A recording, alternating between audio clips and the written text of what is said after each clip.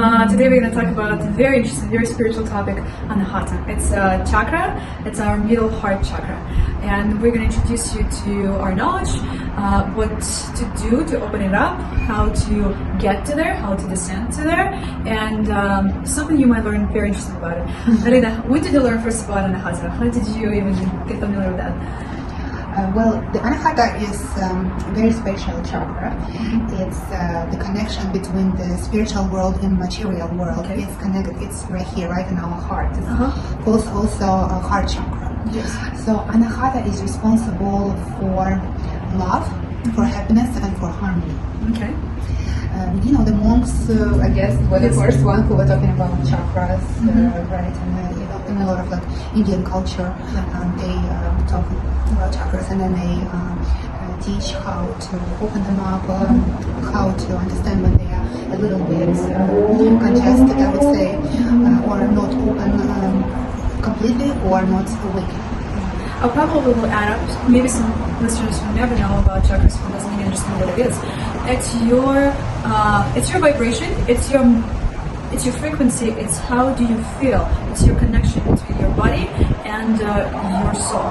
So basically you can say at a certain time of your life, like when you're a child, you only care about material things, you only care about some physical aspects of your life.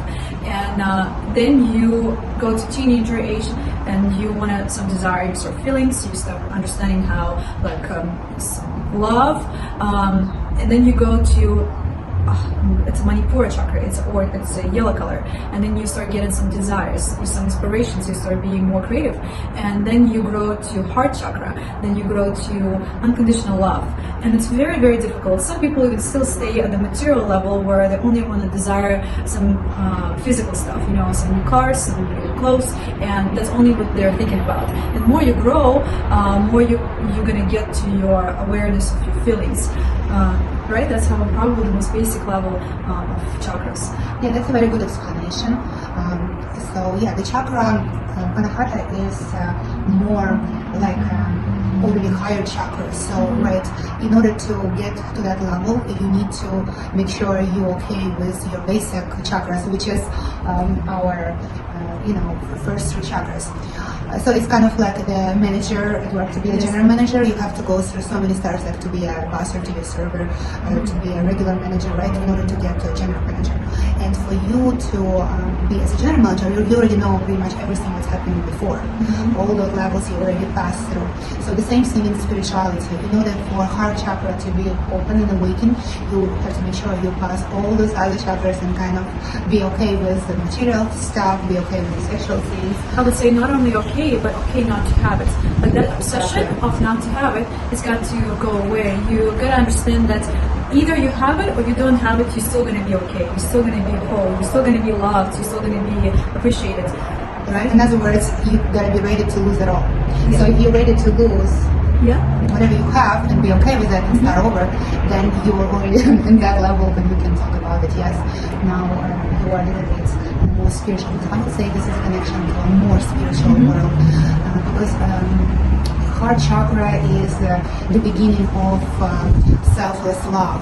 Like pretty much the love that Jesus have, right? But Jesus have a little bit, obviously, all other chakras open all the way to our main one, right?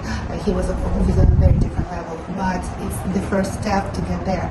And the main, I wanted to say, the main things that you would know that your ANAHATA chakra is activated is when you have this kind of feelings of complete selfless love. Like when you have consciousness, right? How you call it? Compassion. When you have compassion, when you have humbleness, when you have just love towards the people just because they're already here and this person is you, not because they seem different or they do something different, but just because they're already there, because God created them and they're here in this world living the same as you. So those are a little bit, a little bit more higher spirituality level that can lead you to a more spiritual awakening. Yes. So if you feel this way, if you feel if your heart become more open and you feel more love, unconditional love, you understand what Jesus said, to love your enemy, and it does not sound crazy to you, you probably can start turn it on. there's a couple of steps you can do. Well, first, in the color world, because chakras is designed as your rainbow, like you're all the spectrum of the colors. It's a green color. So if you start feeling that you need more green in your life, like physically, on the physical aspect, wear a green color, buy something green, eat green product, then you will kind of start connecting with that. Second things, it's do something freely.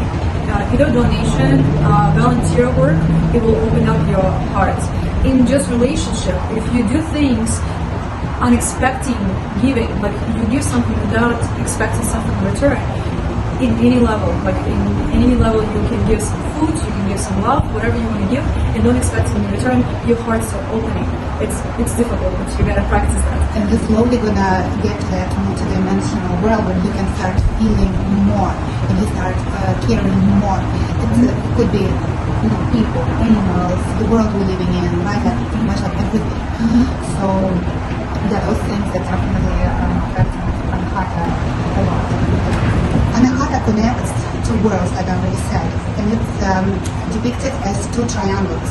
One triangle that is directed downward, and one triangle that is directed upward.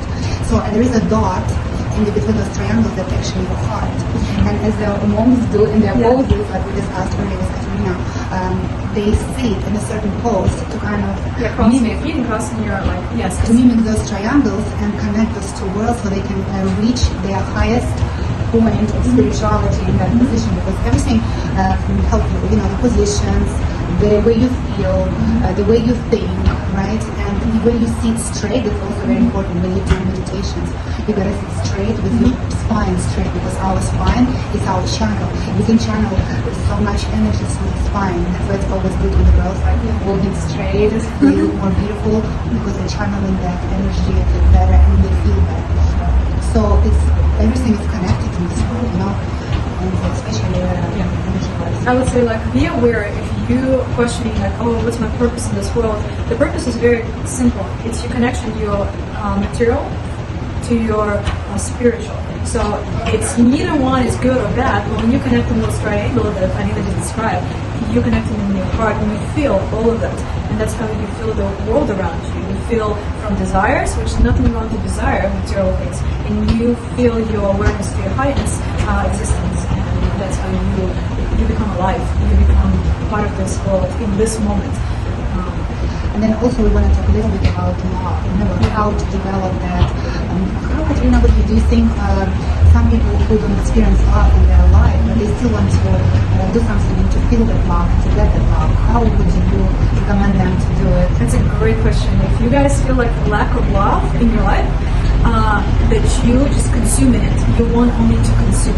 It's impossible. Put a mirror in front of you and expect the mirror come to you, it's impossible. You start give. And you give to any life things. You can give to birds some food, you can give cats some attention, you can give your money, but when you start giving, you start receiving. This is only one way it works. Don't expect it right away. It's kind of like if you go to the gym, you start exercising, you don't expect your body to be like perfect shape right away. It's going to happen with time.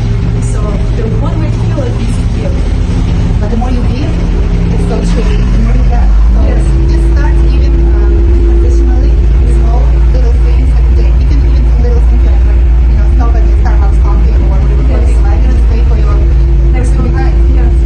It's amazing how it works, and then you will see how somebody else will give love to you, even though you feel like, oh my God, no one can give me love, and you're gonna find that someone gonna come to you and give you love. It could be your clients, it could be your parents, it could be your kids, it could be the unexpected love.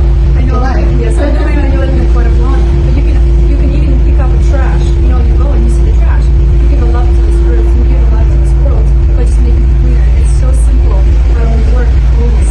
And you don't have to prove it to anyone. The most important thing is that you don't have to see how people look at you. You do it for you. You do it for the universe. And how they said, God sees. Guys, God sees all. Right? Because when you do little things, you do it for us. Hi guys. Well, sorry for the noise. We will see you in our next video, and don't forget to subscribe. It's very important. And also, please share some things. How do you experience that love? What makes you feel more connected to these feelings, to your heart and feelings? And any questions you have to us, please let us know.